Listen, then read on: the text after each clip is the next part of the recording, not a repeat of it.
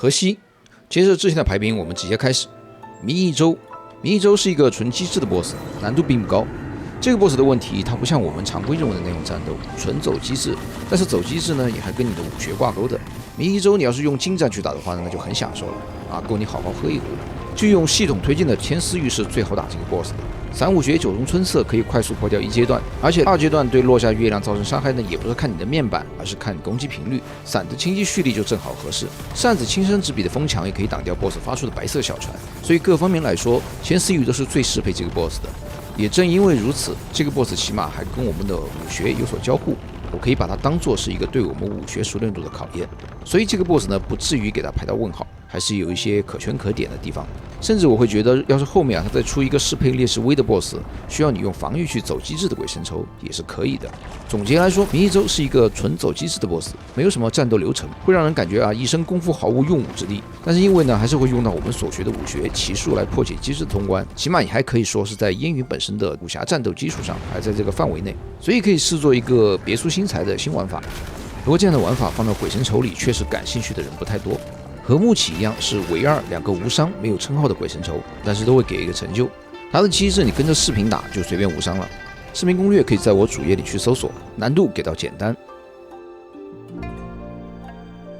郭兴，河西刚开没到凉州的时候就只有民意州跟郭兴两个 BOSS， 所以郭兴是玩家到河西碰到的第一个或者是第二个 BOSS。可能少东家们也没有想到，刚来河西碰到的首领就是整个河西数一数二的扛把子。毕竟是历史上著名的边关大将军难度肯定不会低了。郭兴的难点是由各个因素组成的，一方面是他的技能很多，而且难度高。一阶段暮年郭兴技能需要熟悉练习的呢只有几个，不多，而且因为血量低，基本可以直接一波带走，难度不高。但是二阶段的全胜郭兴，技能多，难度高，很多节奏不一的多段攻击，快速后退的多次射箭，后续带有变招的慢刀等等。另一方面是到血量阶段会回满真气。也就是说，你一边泄势一边打，到阶段了，他直接真气回满走机制，除非你很少攻击，不然你会感觉他基本不会气节。最后是他的进攻欲望很强，技能之间基本没有间隙，一个接着一个。其实他这种不间断的攻击前面有些 BOSS 也是这样的，比如说白狼主无名将军、冯如之都是这样的。但是关键人家气节你不气节别人气节了还能休息一下，喝口水点根烟。但是郭兴，我操，根本就没有时间抽出手来。这种不间断极强的进攻欲望，加上到血量阶段的回满真气，就导致了二阶段的郭兴，你基本没有喘息的时间，就得一直打，真的是连休息一下的时间都没有。技能数量多且难度高，带有变招，然后阶段回满真气，进攻欲望强，这三个点加起来，造就了郭兴极高的难度。要打无伤的话，一旦开打就要整场战斗精神高度集中，因为战斗基本上没有休息的间隙，你不专注稍一分心就可能受伤，除非你不怎么打伤害纯泄势，气节了打一波再转决断。这个 BOSS 我熟悉他的技能都花了差不多4-5个小时，然后练习也是打了4-5个小时，最后实战呢又打了5-6个小时才出视频，打了几天。主要是出视频的话呢，为了观赏度有些打得不太完美的地方，就算无伤我也都重开了。而这个 BOSS 的战斗呢又需要高度集中真的是很花精力的。所以我个人也是推荐大家打郭兴的话，你就纯泄势，然后气节的打一波伤害25%的血量，正好转阶段，你会轻松一些。不然一直连续高强度操作很容易失误。总结一下郭兴虽然很难，不过技能也还算是在合理的范围内，没有那种看运气或者是临阵，没有任何动作变化就出手的技能，主要是打得很累，就这个回满真气闹的。难度给到鬼神抽，个人观点是他在皇宫出来前也是仅次于千叶的。望月残垣是一个设计的比较有美感，战斗也在线的 BOSS。一阶段的技能呢，稍微花一点时间熟悉一下就好了，并不太难。二阶段玩家的武学呢，变成系统给的雷剑，其实就是无名剑。而除了开场的攻击需要背板注意，后续的技能也都简单。如果说二阶段单看战斗的部分，确实就是简单难度的 BOSS， 动作都是很好木压的。但是二阶段呢，又有很多的机制、金光技需要找对方法化解，整体下来还是可以给到中等难度。虽然难度不高，但依然是一个设计的很不错的 BOSS。天路，非人形的大体型 BOSS。通常大体型的 BOSS 他们的技能动作都是比较容易看的，相对简单一些。天路的一阶段也是，不过一阶段有一个需要注意的地方，是他召唤的地侧在玩家的位置生成，它会二段爆炸，你需要看他跺脚的动作来反应。二阶段这个技能就会变成在你的周围召唤3个地刺，你不乱动反而没事，变简单了。而二阶段的强化状态呢，有很多技能有变化，而且还部分变成了红光、金光，加上场地大招整体难度比一阶段高了许多，而且有一些起手特别快的攻击不好分辨，是需要花很多时间去练习的。整体的难度呢给到困难。缺口袋把戏团，一共4个阶段， 1、2、4阶段是胖子金青青，他的招式动作很明显，可以木压。3阶段是矮子诸葛哈，他是整个流程唯一的难点，本身个子小小的动作就不容易看到，而他使用的技能呢是吐烟雾挡住自己，要根据吐烟雾的不同方向来判断他的技能，是需要稍微记一下的。还有一方面是整个流程的转阶段战斗动画特别长，所有的动画加起来差不多有1分多钟。对于需要4分钟内通关的成就呢，就需要花一些功夫。你可以去困难难度打这个成就，血量低一些，速度更快。另外也可以使用清风霁月去解除控制，在2阶段的时候可以提前去打一些真气伤害，在4阶段的时候呢，又可以提前给自己加 buff。整体难度不高，给到中等。听梅点雪这是2个 boss。从颜色上来看呢，红衣女应该就是听梅，白衣男就是点雪了。这个 boss 主要进攻的角色是红衣女，部分技能比较有节奏感，能和背景音乐卡上点，但是我感觉就开头的部分能对上后续的攻击就不太卡点。有个需要注意的地方呢，是接近70%血量的时候呢会锁血，然后出一段机制，可能是红衣女进攻，也可能是白衣男在树下弹琴发出音波。如果你是在持续攻击红衣女，甚至强制控制她，锁血机制就会变成白衣男攻击。如果你没有持续进攻压制红衣女，到血量了就是她自己走机制，她的机制要比白衣男稍微难一些，特别是吹笛时候的地面音波没有太大的动作弧度参考，只能强记节奏。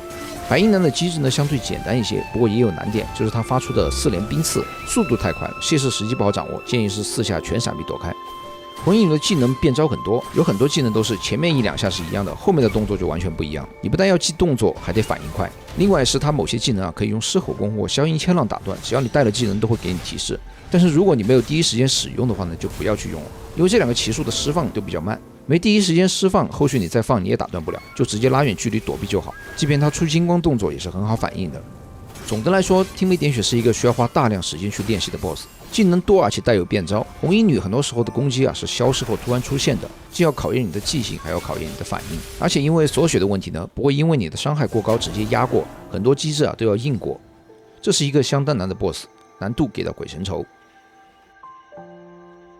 午残1阶段实际上很有新鲜感的 BOSS 分左右两边，血量单独计算。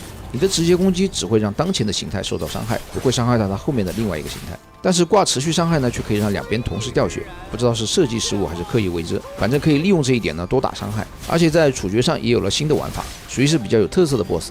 2阶段就比较中规中矩了，而且动作也比较缓慢，很容易木压。唯一需要注意的是 BOSS 金光时 NPC 锁中层偷袭。1阶段只要掌握了机制，还是相对容易的，整体下来难度不算太高，给到中等。正关吼虽然是大体型的 BOSS， 但是很多技能反而动作很快，也是需要练习背技能的，不是看一遍就能木压的那种。2阶段血条上呢有个斩杀线，如果3分钟内不打到这个斩杀线，则 BOSS 变成陨石从天而降时呢没有特殊技，通关就会失败。简单难度我记得是硬撑3分钟就可以了也会给你特殊键，但是鬼神愁难度必须要打到斩杀线。这个 BOSS 还有2个比较麻烦的地方，一个是金光技很多，他的金光技就跟其他的 BOSS 放小技能一样，一个接一个，而且动作又很快，得熟悉掌握闪避的时机。另一个就是这个 BOSS 的吼叫，只要你站得近，会把你硬控几秒，然后他接下来的攻击呢你就躲不了了。吼叫无法卸势闪避，中了基本就要挨打，要么就是看他低头的时候提前拉远距离不被吼到，要么就是使用清风霁月解除控制应对他接下来的技能。打这个 BOSS 清风霁月属于是刚需了，一定要带上以防万一。真关吼气节没有处决，不过它的真气大概每掉1/3左右就会稍微瘫痪一段时间让你输出，可以利用这一点让战斗变得简单。斩杀线有3分钟的时间，时间上是妥妥够的，不过它的金光技多，动作快，而且还有一个长时间控人的吼叫，打这个 BOSS 还是需要花点心思的，难度给到困难。月中狮相比紫狮子正关吼来说，这头白狮子就要温柔多了。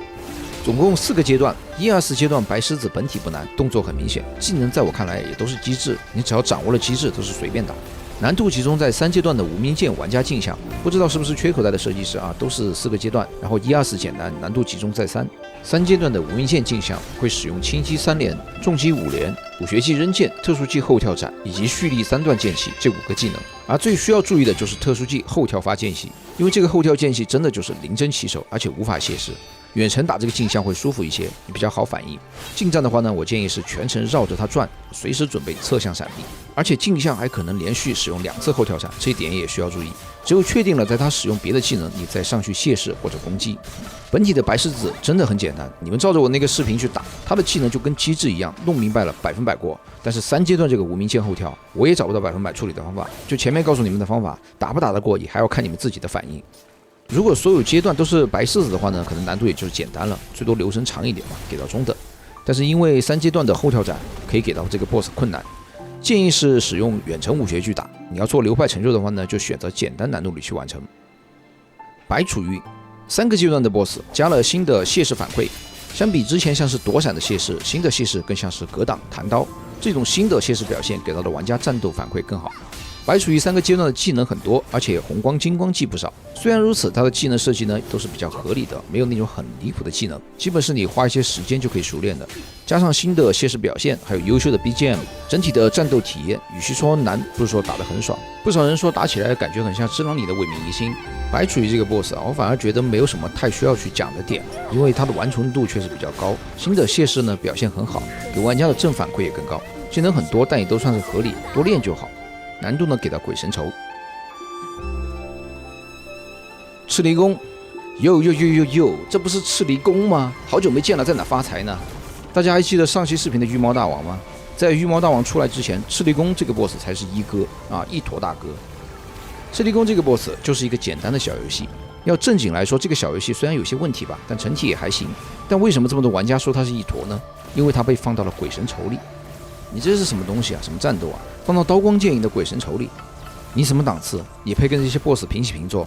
像什么鬼娘子、犬子龙、朱野古乐啊，不知道念邪还是念爷，这些正经战斗啊，该进鬼神仇的没进，你这个小游戏进去了。然后木起、明一周没有称号，反而你这个东西有，这什么意思啊？之前玩家扮演的少东家，靠着自己所学的功夫，面对使刀的、用剑的、耍拳的，飞檐走壁、刀光剑影。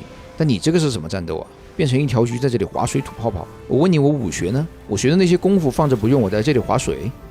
不是不可以做这种小游戏啊，但请把它们放到该在的位置。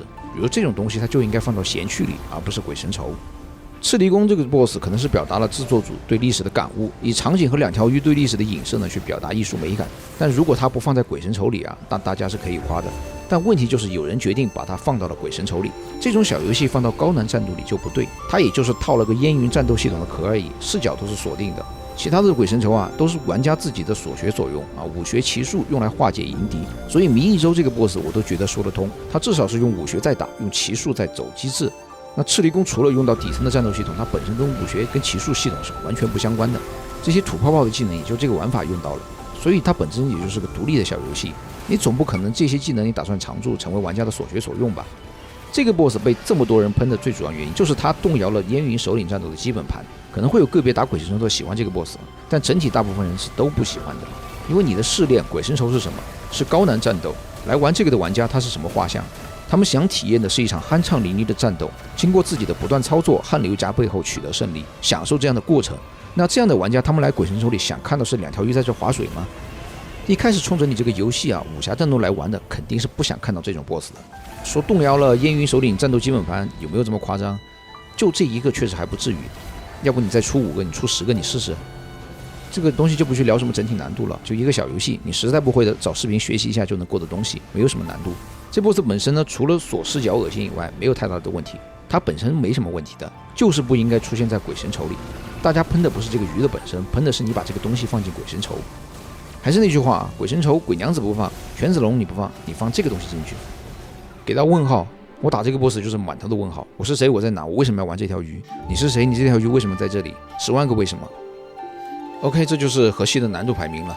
我做这个视频呢，还是一个地区的 BOSS 出完了再整体去评，所以后续的视频不见山的 BOSS 还没出完呢，青州那边都出4个了，我都怀疑到时候青州的难度评价会比不见山的要先出。不见山的进度确实有点慢了啊，大家可以猜一猜，不见山的 BOSS 先出完呢，还是青州先出完？那这次的视频就到这了，我们下次再见，拜拜。